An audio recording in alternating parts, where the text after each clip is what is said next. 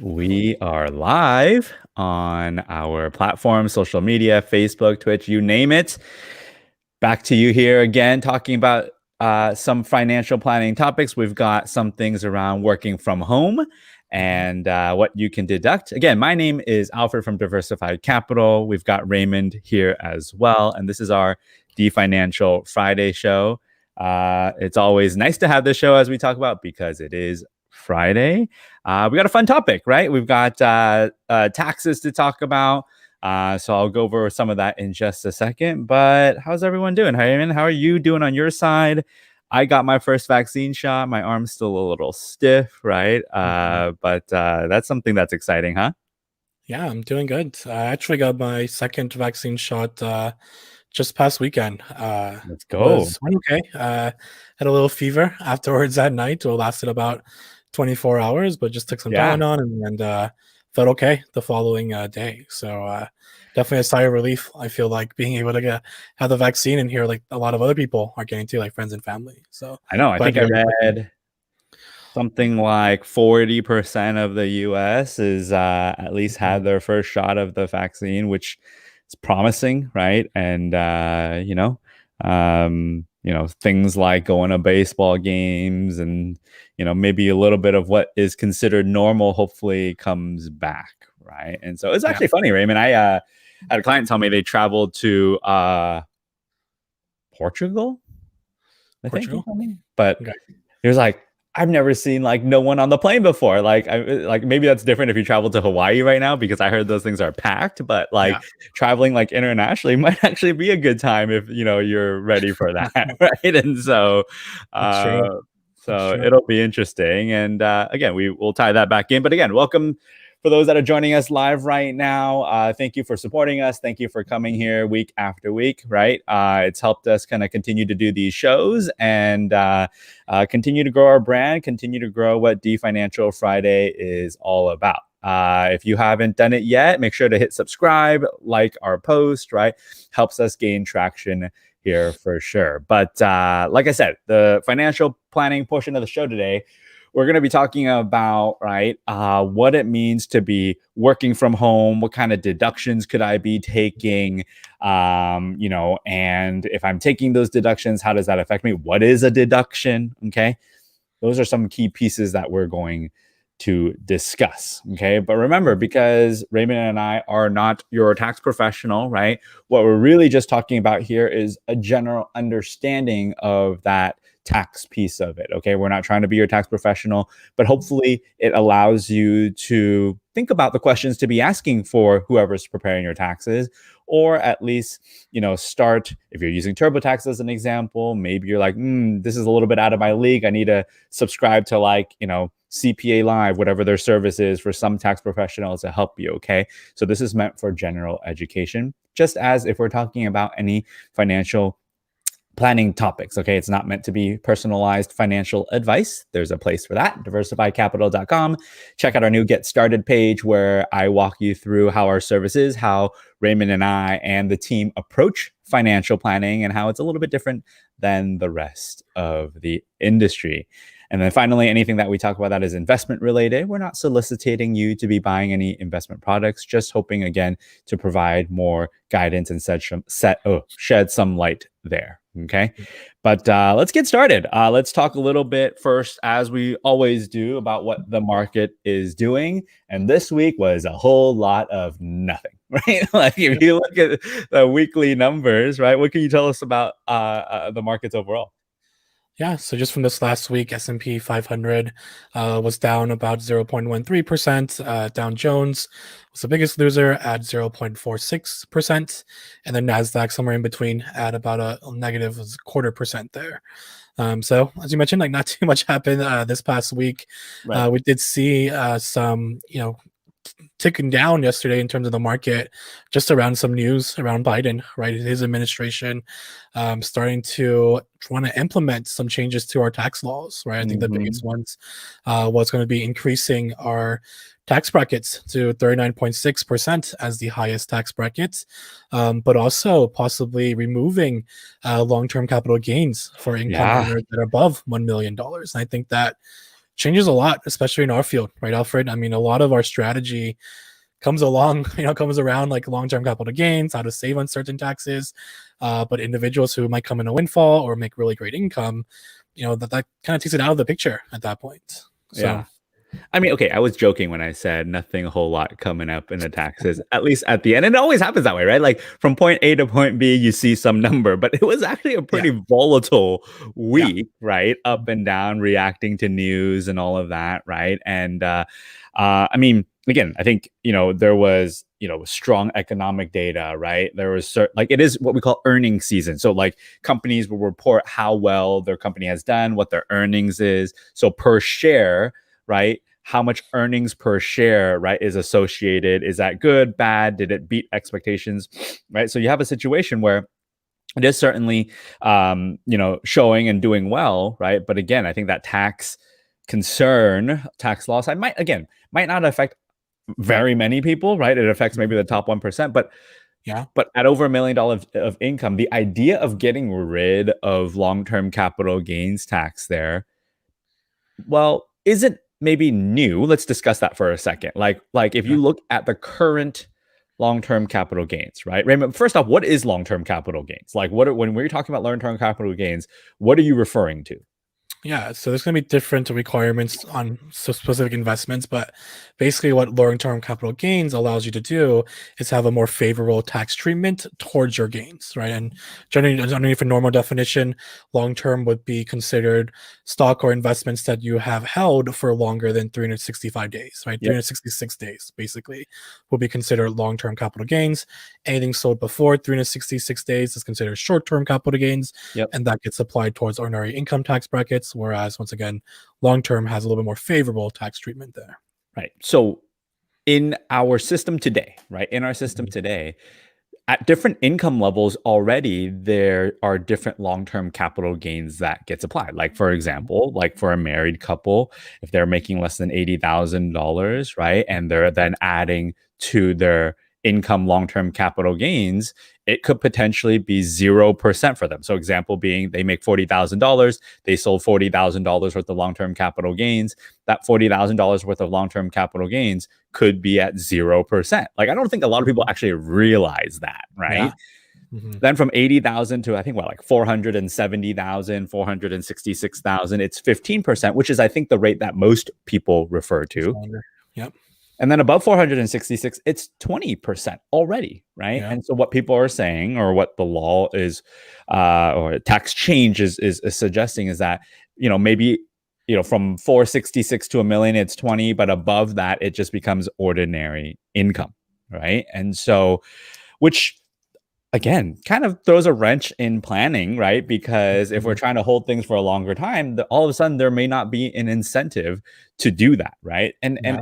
And more bigger picture, it might actually throw a wrench into how volatile stocks are, right? Because if you make over $1 million, all of a sudden you're like, I don't have an incentive to hold stocks for a long time. I'm just going to be selling potentially, and realizing the gain regardless. And then you might have more ups and downs in trades, right? Mhm. Again, things like this, tax laws don't last forever, and so even our current Tax Cut and Jobs Act, right, is due to sunset, I think 2025, 2026, something like that. So they're just different things that could change, and what Yep. they're talking about right now is making that change today, right? And so every administration is going to be different. So someone might say, I'm just going to hold out until this changes again in the future, but again affects how we think about it right now, right? So a little segue Yeah. in talking about, right, capital gains, even though, right, today majority of it is to talk about, right, the work from home tax deduction. So we're going to get into that in 1 minute. But again, ultimately, right, markets were a bit flat this week at the end of it, right, of course, but then there was still strong economic data, right? And kind of crazy to think that while as good of a year we had last year, we are already, right, at 9-11% in the stock markets now, right? And so it might be a sign of things to come that, again, stimulus is working, right? Economies are opening. But I just have this feeling that like every year markets adjust, right? And Yeah. it just seems like things have continued to head upwards. That it wouldn't surprise me if we saw some sort of market adjustment in the next like month or two. It just feels like something like that might happen in the next month or two, right? I So mean, we're still having a lot of inflation fears, right? That's lingering around mhm, with investors, and even to bring it down to just the level of our viewers, right? I mean, I'm sure you guys have noticed, even airplane tickets, even though they might be cheap abroad, yeah, they've definitely increased, right? Since maybe people have been looking at it maybe earlier this year, right? yeah, Hotel prices are climbing back up. If you've been to the gas station recently, I'm sure prices are up there again. So, yeah, we haven't even fully started to go back out there and right. restaurants again or travel or do it's I haven't hit summer yet, right? It's like I can only imagine once those things start to pick up, people start getting vaccinated, will prices continue just to jump higher and higher due to inflation? That's That can be right. a big concern, right? So, Yeah. So we'll be continuing to talk about that in our next market updates. But I think most of our viewers here are here to talk about yeah. what can you deduct on your taxes. All right. So last year was probably by far, right? The biggest year for work from home. I think everybody, because mandatory with the lockdowns and whatnot, had to start working from home. So the questions that we started getting from clients was like, all right, so like if I'm using my house to work from home, right? Like, could there be deductions that I'm taking? If I had expenses that I paid for myself, buying chairs, buying monitors, right? Buying things to get things set up, is Mhm. there a deduction to be had? Okay. Yep. And so it's going to boil down to us talking about a couple things. Okay. So the first thing to ask yourself here, and we'll get into like what is a deduction in just 1 second, but I'm going to preface all of that by saying, first, think about, are you an employee? So are you someone who gets a paycheck? Or are you someone who does consulting, receives, right, like have your own business, receives some kind of what we call 1099 income, right? So Mhm. maybe you're a contractor. Um, which category are you in? Okay, so think about it as, we're going to start calling it from this point in the show onwards as someone who's a W-2 employee or someone who has their own business and is considered, right, a 1099, right, contractor. That's what we call it. 1099 is just a form you get when someone pays you at the end of the year. They sum it all up and say, this is your income. Okay, so we're going to break it down into those two categories and then talk about what you can deduct. But first off, Mhm. Raymond, what is a deduction? Like, what does a deduction do? How does it help you? How do you not think about a deduction, right? When people talk about, Yeah. I mean, we can go on forever, but like people are like, oh, it's a business deduction. It's cool. Like, Yeah. wait, what do you mean by that? Okay. When I was a kid, I thought business deduction meant it was free. So tell me a bit about, right, what a Wait, it's deduction. not free? Are you sure? Stop misleading our audience right now. But All right. what is a deduction? What is a business deduction? Yeah, so I think this is a common question that we hear from a lot of clients, especially after they might max out their 401ks or take other deductions. They want to figure out if there are any additional deductions that they can take. So basically what a deduction is that depending on the amount that you spent on whether it's expenses or whether it's certain a specific deduction that gets deducted from your taxable income for the year. So just for easy math, let's say you had $100,000, but you were eligible for a $5,000 deduction, in which case now your taxable income is only going to be $95,000 instead of the $100,000 that you made. Okay. Yeah. And so when we're talking about deduction, it's a reduction of what is taxable. And I realize I'm not even on the screen. There we go. Right. Is a deduction of, or a reduction of your taxable income. Correct. So a reduction of your taxable income means that, right, to Raymond's point, that portion is no longer taxable, but it doesn't mean, right, once you've deducted it from your taxes, you're saving that full $3,000 purchase or $2,000 purchase, right? It just means it's reducing your taxable income by, let's say, $3,000. And thus, if your tax rate was, 30%, then you end up saving 30% on that $3,000, right, business Yeah. expense. Okay. I think a better way to maybe even think about it is like, it's like buying it on sale, right? Like I'm buying it on Mhm. sale, right? Yeah. Like, hey, it was a $3,000 something, and now I'm buying it. And if it was a business deduction, it's like I got 30% off of it, but you still spent 70% of it, Yeah, right? I think we used this example before in our previous webinars or shows. Like we shouldn't be spending money just to get a deduction, right? Because just as Alfred mentioned, right, if we spend $1,000, we're only getting back what your tax rate is going to be. Maybe it's 30%, so we're only getting back $300. Like, at the end of the day, you still spent $700 that didn't have to be spent, right? And You're looking even an at two example that people, by the way. I think the audience may not know this, but but Raymond and I like to yeah, spend our fair so share of money. yeah, And so, but again, it's something where, is it worth spending? If something was on sale, if you were on slickdeals.com and you saw something on sale for 30% off, is it worth buying? Right? If it is, great. If not, you probably shouldn't buy it just because you call it a business expense, right? and actually, a funny story too would be my dad, who So is a taxi driver. I asked him to drive me to the airport one time, and when I got into the car, he started his meter, and I thought it was kind of weird, but I was like, okay. So I got to the airport, and right when I'm about to get out, he's like, "Hey, like, you owe me $60 because I just drove you to the airport." I'm like, "Really?" He was like, "Yes, like, just take it as a deduction from your business." And kind of goes back to what we're just explaining, right? We still spent $60. More than happy to give it to him. He did drive me to the airport, but I think he was misunderstanding that all this would have been deducted. Like, none of that $60 would have been, incurred to us as a business. Once again, we were able to deduct it, but not the full amount, and we're still incurring that debt regardless. and you make a good point there, which is, can you deduct it, right? So when we're talking about deductions in a business, I'm going to be very clear here, right? For you to deduct something as a business expense, it has to be ordinary and necessary for the business.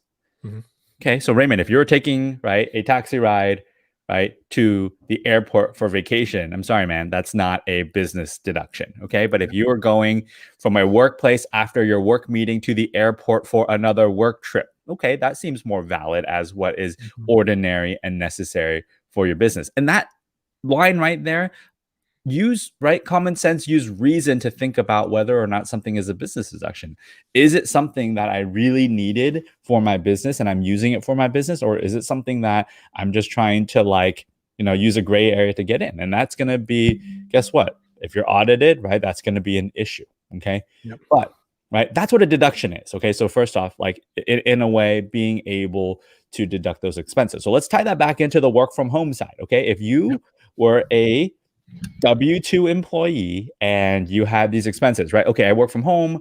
My goodness, I don't even have another monitor. I need to buy a monitor to help myself work. My company's not giving me money for that. This seems like a valid business expense, right? Yet at the same time, unfortunately, right, since the Tax Cut and Jobs Act that was enabled in 2018, right, you do not have the ability as an employee on the federal taxes to write off any unreimbursed job expenses. And even if it was still here, okay, even if that ability to write off unreimbursed job expenses was still there, it's subject, or it was subject, to some percentage limitation before it applied, right? Something like it had to go above 2% of what income you made. We call it adjusted gross income. Just for simplification today, said income, right? So it had to go above 2% of your adjusted gross income before it applied. So if you made 100K, 2% of that, right? Expenses had to go above that 2% before, right, you could even claim the deduction, okay? But as of today, right, and so I'm sorry, right, like as a W-2 employee, right, someone you're just working at, like getting a paycheck, you had expenses at home, you cannot write those expenses off on the federal side. Right now, on the state side, certain states will allow you to write it off still, right? So it's good maybe to keep track of all of that, but it still has to generally go above some income limitation that I talked about. I know California, for example, you can write it off, you can add it to your tax return, but it still has to go above that limit before it actually counts for you, right? So maybe you did spend a lot of money relative to what your income was, and it will affect you. So it, again, would apply on the state side potentially, but not on the federal side. So you have to look up, right, whether your state has this idea of unreimbursed job expenses or not. And if your state does, it might still be worth putting it in to see if you've exceeded the threshold. Right now, on like expenses like what I just talked about, like computer, monitors, desks, whatever it Keyboards, is. yeah, Yeah, pretty much all of what you anything. just said, Raymond. If Yeah, it's on the self-employed side, so 1099 contractor side, right? Yeah, you could write those things off. There's different ways to write it off, whether it's something that you take immediately, something you spread over 5 years, the useful lifespan of it. There's all these different ways to do it. It is something that it was an expense that was ordinary and necessary for the business. So guess what? You can put that on your tax return to reduce your income, right? Just as we described earlier. And for someone, let's say you had a simple business, right? Let's say you had a simple business, right? This usually shows up on your Schedule C, right? On your tax form, right? And if you guys want, right, look up what a Schedule C is. Look up what categories of expenses you can write off. I think that becomes very helpful for someone to realize what you can write off. Was that ordinary and necessary for my business? And then categorizing it correctly with the receipts and all of that so that you build a strong case for yourself that you can actually write it off, right? And so from that perspective, yes, right, those things are things that you can write off. So already you could see there's some difference there, right? Whether if you're W-2, those expenses federally does not apply. For state, right, it could apply, but it has to go above a threshold. If you're a 1099 contractor, right, those are expenses that you should consider writing off. And it doesn't mean, right, when you're a 1099 contractor, do you need an LLC? Do you need all? No, I mean, you're just a 1099 contractor. Even if you're considered something where we say you're a sole proprietor, right? You don't have an LLC, you're a sole proprietor. I'm my own business. That's still potentially something that you can do. And again, if all this starts to confuse you already, but you know you had expenses and you were a 1099 employee, it's probably a good time for you to hire a tax professional to help with that. Okay. In fact, the basic version of TurboTax, right, Raymond, doesn't support filing for Schedule C's, which is the sole proprietor side. Yep. Right. All right. Now, second piece to this, which is, Alfred, I didn't maybe buy anything, or I did buy something, but I also used my room in my house exclusively for work. Like I had a room in my apartment or house or whatever that I exclusively used for work, right? Can I write some of that off? And again, the answer is yes, depending on which employee category you are in. Okay. So again, if you're under the W-2 employee side, unfortunately, that's still a no, right? You can't write off the home office, right? But if you're under the 1099 contractor side, then you actually have a couple options in writing it off, right? There's a simplified method, and then there is, right, I guess, an original or more complex method. So Raymond, do you know off the top of your head for the simplified method, what's the price per square foot and how much square foot you can deduct?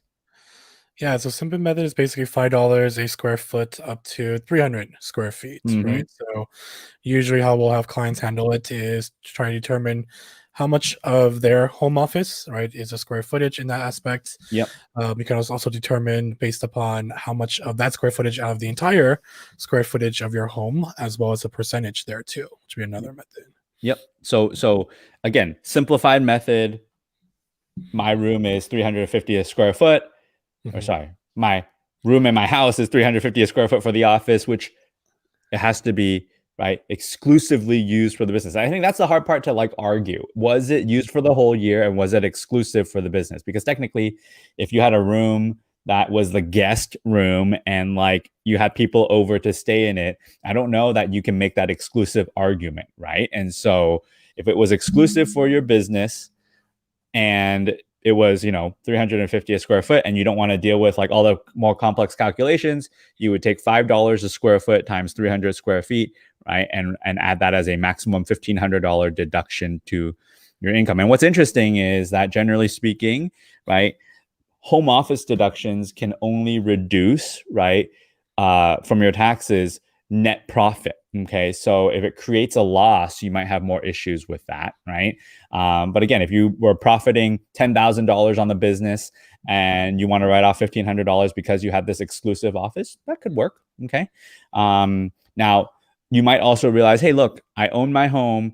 My office, to Raymond said, is 20% of the house, let's say.